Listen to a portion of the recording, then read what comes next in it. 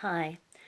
What I thought I'd do is talk around the comment about losing yourself when you suffered narcissistic abuse.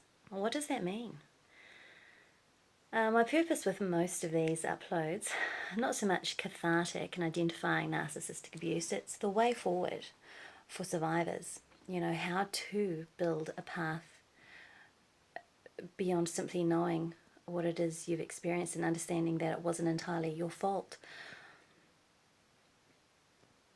Well, there is a comment which is true, is you don't know yourself, and until you have even begun the healing process, which only happens once you are well inside a safe place, it's difficult to even define what that means.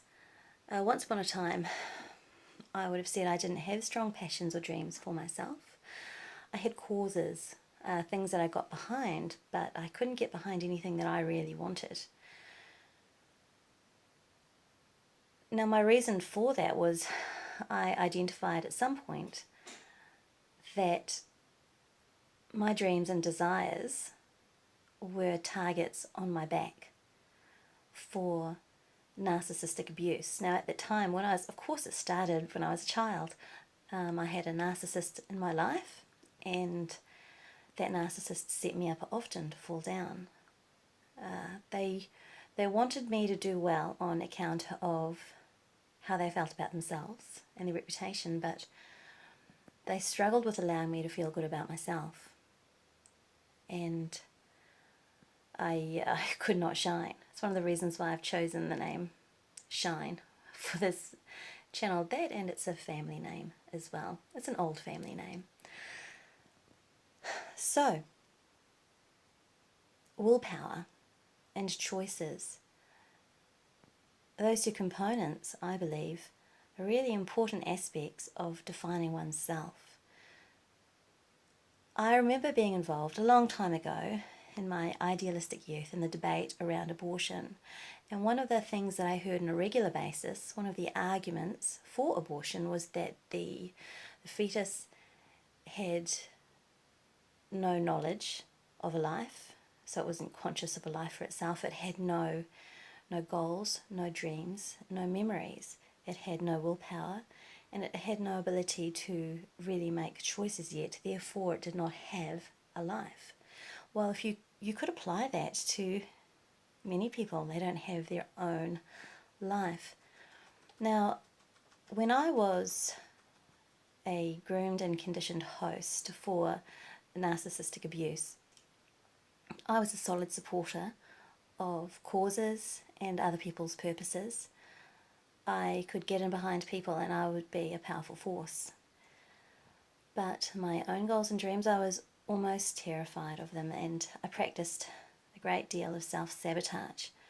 I associated success with being attacked, and I associated expressing my desires with being belittled or humiliated or blindsided by people from whom I wanted love and acceptance.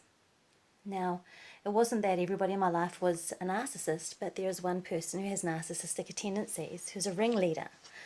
And just like the bully in the schoolyard, a narcissist tends to replicate their behaviour through the group that they dominate.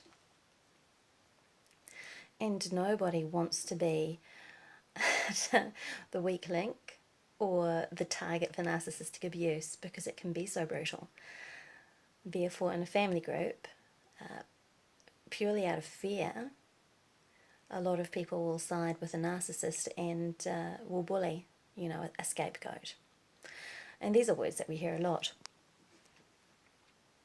How do we get beyond that?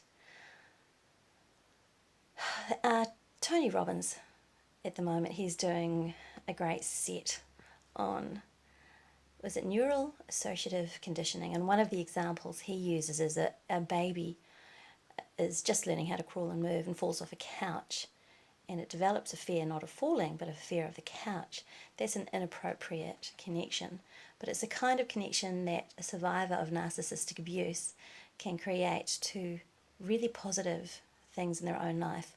I'm not in a place where I'm going to be attacked for succeeding now. I'm not in a place where behind closed doors I'll be torn down or my self-esteem will be under fire when I'm doing well for myself or when I've expressed personal goals, when I'm on top of things. I used to have difficulty expressing happiness and joy in my day because if it were perceived that I were happy and joy, the narcissist wouldn't allow me that and would burst my bubble, blindside me. So I learnt how to wear a frown when I didn't want to and, started to own that emotion. And would be rewarded with, relief because they would be okay. So this is the kind of training that one puts himself through, or one is put through by the narcissist. So with so much fear surrounding one's own goals, one's own aspirations, one can become very adept at suppressing them and pushing them down. So following a separation from the narcissist, people like me can feel very lost. For me, it's 2.5 years ago, and I'm making steps. I started making steps inside the relationship that I was under fire for, but it was because I was doing really well in my hobby and my recreation outside of the home, and my narcissist was receiving praise for it, and I looked like such a strong, successful wife who was doing so well in the world. It wasn't completely closed down, and I was, allowed to continue, but it was at a price. Every time I had to leave the home. He'd be gone for the day, I'd be left with a full workload and the kids, and I had to prepare for the event that I was going to. He'd get home late so that I would arrive late, and he'd usually say some nasty things to me as I walked out the door, and I would often end up crying the whole way from home to my destination, which was 7 minutes away. However, he never stopped me from doing it because there was wonderful feedback coming to the family. It was a great PR exercise for us as a couple. So that's an example. But through doing that, my confidence, my self-esteem was built, and I realised I had something. Over this 2-year period, I started to meet some personal goals. It was still in service to a group. I was song leading, just so I can stop being vague. And I developed skill, and I developed real skills behind the microphone, which I did not start with.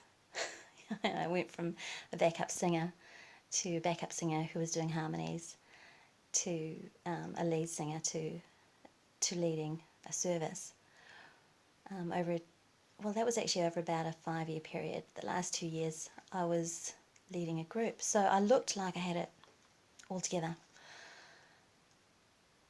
And upon leaving, I really had to stand on my own 2 feet, and I felt that I would be believed, and that the shock that other narcissistic abuse survivors have experienced, I experienced. Pretty classic.